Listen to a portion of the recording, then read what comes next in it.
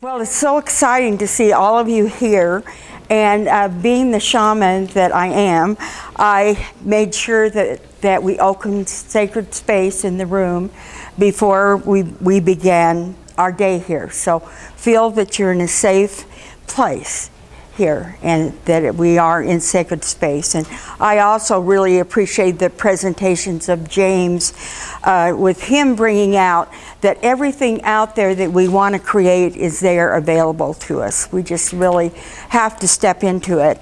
And then Angela bringing up that everything is energy and about questions, because we are going to be talking about some questions a little bit later on. So I wanted, for my own information, I wanted to find out from you, how many of you have businesses here? How many? Okay, got a large group. And how many do not have businesses? All right.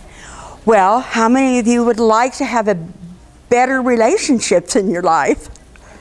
Is there anybody that wouldn't care to have a better relationship? So you're in the right place. Because the information that we're going to be talking about today can be used in your business to attract your ideal clients. It can be used in all kinds of relationships that we have in our life. So I'm excited for us to go ahead and begin.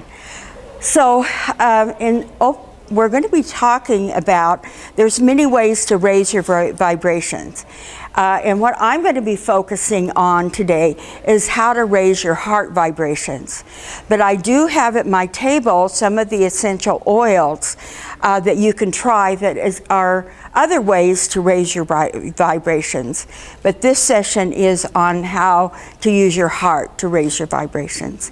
So I want to begin by asking you all to put your hand over your heart and to take 3 deep breaths.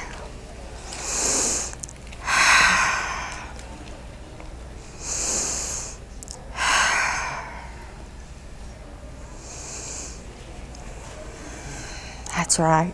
And as we begin then this presentation, we're coming from an open heart. So I thought, just to start out this presentation, we would just talk for a minute about some scientific information so that we're all on the same page. So I really learned in doing research for this presentation some things I didn't know. That the heart itself is one of the most powerful generators of electromagnetic energy in the body. How many of you have always thought that the brain is where all the action is? How many? Am I the only one that thought that? Well, it turns out that the brain has very low magnetic energy. And a fact that I found out was that it's 100 times stronger, the heart is 100 times stronger electronically than the brain, and 5,000 times stronger magnetically than the brain. So I was just totally amazed by that.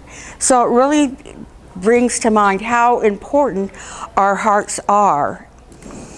And as we are in this world, and what we're trying to create in our lives is we really are focusing on feelings and what we want to create in our lives. So our feelings and our thoughts are really critical, and our attitudes, because it affects the vibrations that we have in our bodies. So many of us don't realize the power of what our vibrations are. Also, the heart, as you probably all know, and I do have, over at my booth, I do have the chakra charts. But the heart is the one that connects the lower and the upper chakras together. So, again, the heart is very important.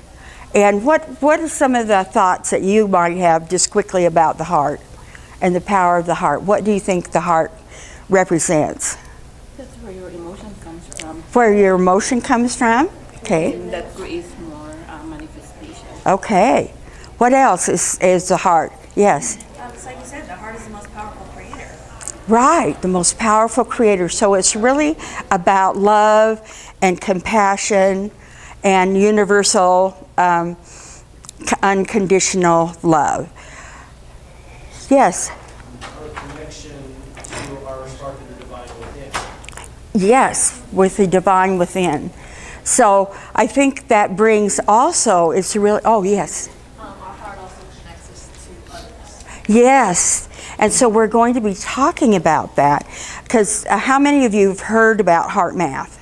How many of you have heard? So great, a lot of you have heard about heart math. So you know what heart math really does is it looks at the electronic frequencies that we're putting out and the connection that we have with other people. So if you go up, may I touch you? Okay, Carmen? So when I touch Carmen, she's probably feeling cold hands right now, but also hopefully she's feeling a warm heart. So I'm sending out vibrations not only to Carmen, but to everybody here that's in this room. So it isn't just close proximity, but it's also can be great distances. And one of the things that they found out when 9/11 happened is that there was such an aberrant frequency going on in the world that it was felt by the satellites way up, and they were able to get graphs and things of that. So again, what we're feeling, our emotions, our attitudes, and how they go out, not only to people close to us, but also it can spread out. And so if a few of us are really being in our hearts, we're really making a difference, you know, throughout the world. Another thing that I wanted to give an example of, have you ever walked into a room where there's a lot of tension and you thought, ooh, I don't want to be in this room? Because of the energy that you feel, and then you walk into another room and find that everybody seems excited, something's just happened, they seem all excited about it, but nobody said a word. So that's an example of the different kinds of vibrations and energies that you may feel. So these are just some modern kind of thoughts. So I want to present some thoughts to you from my tradition, as I have trained with, as Judy said, we've traveled, seems like all over the world, training with different shamans and so on. And one of the things that really drew me to the shamanism is the way that they are able to look at the electronic fields or the filaments that are, you know, that are around our body. And this might just be a little complicated or a little way out there for some of you. So if you want to come and, you know, talk to me at my booth, and I can explain it more clearly. But anyway, the shamans are able to know about the heart, the unconditional love that comes from the heart and the heart frequencies, and are able to go in to this electromagnetic field around and work with the filaments to make changes. And these filaments that are around the body are like the software that programs what happens in the physical body. So we can be working, you know, on the outside of the body with the filaments, and then over time or immediately, it depends on what we're working on, there can be changes in the physical body or what we are creating. Some words I wanted you to know about, and I hope you can read them. The Kero are the, and if you can't see that, it's Q-U-E-R-O, are the Peruvian medicine men. And Judy and I have trained with those medicine men, but they have the ability to do some of the things that we were talking about. And they know the importance of Munay, which is M-U-N-A-Y, which is unconditional love and the vibrations of the heart. The other thing that's very important in their work is Ayni, and that's A-N-Y-I, and that's in right relationship. So we want to be in right relationships within our bodies in order to create what we're manifesting.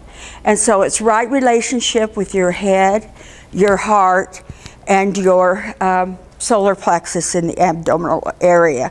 So a lot of times when you're seeing rituals with the shaman people or have training, they will touch their head, their heart, and their abdominal area to be in alignment. The other thing that we want to be in alignment with that you may not think about is the three worlds. And those worlds are the lower world we consider as the subconscious world. The middle world is the conscious world, this world that we are living in now. And then also the upper world, or the superconscious world. So we do a lot of creating from these worlds and getting information and so on. So I wanted you to be just aware of what the shamans do as another point of thought. And one thing that I wanted to mention to you that goes back to the heart math is coherence. And that is where we are aligned with our feelings when our heart and head are connected. So our heart and head are connected. We're not just in our head or we're not just in our heart. And I wanted to read you something that I thought that was so important about coherence. So the bottom line is when we choose to feel feelings that create what is called coherence, and that coherence can be felt in our bodies between the brain and the heart. There are kinds of heart-based experiences that we may have, such as appreciation is one, getting the feeling of appreciation. Right now, we're all in the feeling of Thanksgiving and being thankful for what we have. So the gratitude, and my friend Tiffany Peterson, during the month of this month, does a whole complimentary session on gratitude to bring that back into our minds. Forgiveness is another important thing, and compassion. And these are all ancient understandings that have a real positive effect in our world today. And along with that, when we feel those feelings in our bodies, they are mirrored out to other people in the field, and everyone benefits from us feeling these feelings.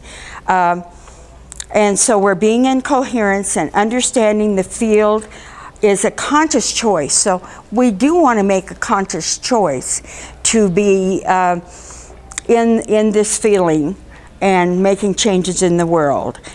And you can choose to be positive in challenging times, and positive emotions carry higher vibrations and really create a higher future for us.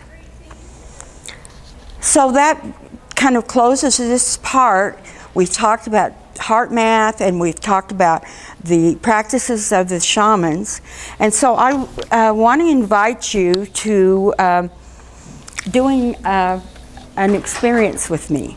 And we're going to be doing a heart-centered meditation.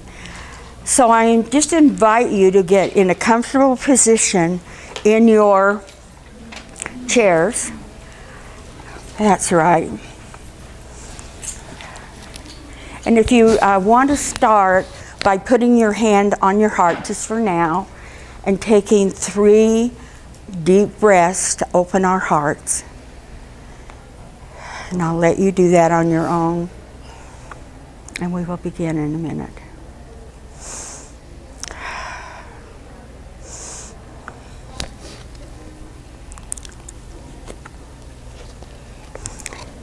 So now that you've opened your heart space, let's begin to notice our bodies. And notice if there are any areas of constriction, or look for the areas of expansion. Imagine yourself moving toward the expansion. Any areas of constriction will fall away like a leaf from the tree. Imagine now that you are sending down roots of a tree from your root chakra deep into the rich, dark brown earth to connect with the crystalline core of Mother Earth. Mother Earth sends back up energy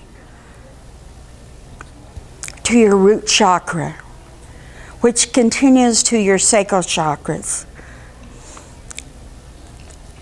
then up to the vital center, then to the heart chakra, then to your throat chakra, and then to your crown, your solar, to your third eye, and then shooting out your crown chakra to connect with your higher source. That's right. Now imagine the higher source is sending down golden light to fill your entire body to capacity. Imagine a double rainbow circulating through and around your body. Being with this feeling, go for the expansion. Notice and remember what it feels like to feel good. Notice the freedom. Now that you are connected and reconnected to your higher source, focus on your heart chakra. And imagine a green light radiating from your chest, and notice the vibration present there while knowing that you are already loved and worthwhile. Now from this loving space, I have some questions that I want to consider. And it's already been mentioned to us how important questions are in our lives. So the first question is, am I willing to receive that which is already present for me? Again, am I willing to receive that which is already present for me?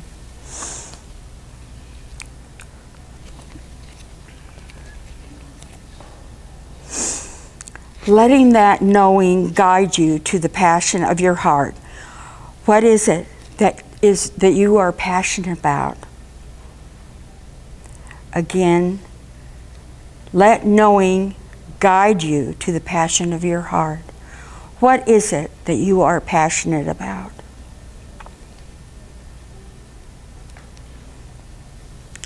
What is the purpose of this passion? What is the purpose of this passion?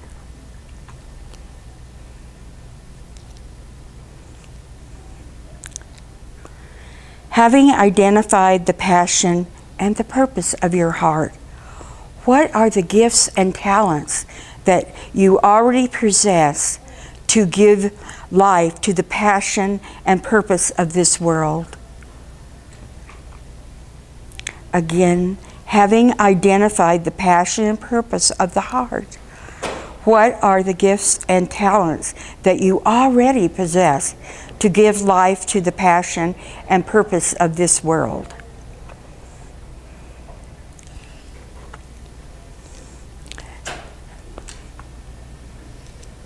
In this moment in time, what has come to light for you? Again, in this moment in time, what has come to light to you? Now I want you to bring back your focus to the green light radiating in your heart chakra. And you may want to put your hand on your heart if you choose, as some of you already have done that. And feel it fully, feel this vibration fully for a few moments. Notice what is present for you.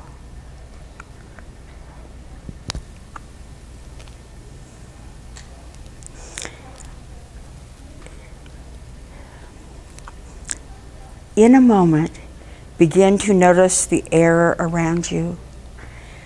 Notice your breath, the inhale and the exhale. Notice your fingers and your toes. Then find the way that is just right for you to return to this physical space, bringing back all the insights that you have received. And in a moment or two, you will have an opportunity to write down some of those learnings and blessings that have been given you. So I invite you all to come back to this room. Take some deep breaths. 3 would be nice. 3 full deep breaths. And I'm sure that you have noticed the change in vibration that you had before you entered the meditation and how it is for you now. So I want you to think about that. We do have just a couple minutes where we can do some sharing. Would someone like to share what their experience was? Yes, Antaro? So am I willing to receive which is already present to me? When you ask that question, it's like, okay, how does that feel? It's like, that was just like an immediate no. I'm not willing to receive what is being presented to me. And so I'm just like, well, Heart, we know what we want to do in this world. We know that we have all the skills, everything necessary to do it. So let's take that chance, let's trust and clear that block and shift that to a yes. So now it's yes. Great. So you shifted that yourself to a yes. Yes. Very good. Yes. Same with that first question. I got an immediate, you got to work around some blocks. You got some blocks there. All right. And were you able to shift that? No. Okay. I'm going to have to work. And we can drop by my booth and we can talk about that. What do you want to say, Judy? As you're saying, the quality of that question, am I willing to receive, is just a yes or a no. And like Anantara said that it was an immediate no, you know, it just said it's not even open. So that's a really powerful question. Yeah, it is a powerful I question. think for me, it was like she was saying, how it comes yes or no. Sometimes I think, for me at least, you know what's in front of you, and sometimes you're conflicted about if it's yes, then these are the things you need to work on. If it's no, then these are the things you need to work on. And I think that's where the conflict is for some people, including myself. Yeah. And What does that mean? yeah, so in a moment I'll kind of explain that or give you an opportunity to work on those blocks. So anybody else? Yes. Yeah, I said yes to it. Then all of a sudden it says I get to choose. It's out there. It's willing to come to me. I get to choose what I get to take on. Yes, because there's lots of opportunities for us that we're opening up in this world. Yes. I think it's the willing to receive which is in front of you. It raised a lot of questions about what it is that is in front of me. What do I really want? It Yeah. creates so many questions within ourselves. And I think that it can be narrowed down to what do I deserve and what am I willing to work for and pursue in order for me to receive it. So I think that if we all think that we actually do deserve every good that is in front of us, that we are definitely willing to receive it anytime. That's a great comment, and thanks for sharing that. Yes. My experience was, yes, I'm worthy, and I get to forgive myself and trust and be open, that it's safe to do so. I noticed there was some pain there, but the more that I sat with it, I noticed in particular 2 to 3 very large bursts of very bright green and yellow light. Wow. So that was a definite opening for me. Great. It has been, So good to hear. My heart chakra has been blocked for a long time, so thank you. Wow, that's pretty impressive. This is a great meditation. Well, how are we time-wise? 5 minutes. Okay, let's take just a minute or two. You've been given, most of you, a handout to write on. And so just take a minute or two and write down the answer to those questions for yourself. And then we'll come back for a closing. What? Handouts? Do we have more? So how many do not have handouts? Picture with your phone if you want. One is only. Is this one person doesn't have a handout? I'll take a picture. Okay. So go ahead and write down. I want to keep it for later because I want to refer to because the situation. We'll give you just a minute or so, and then I'll do a closing.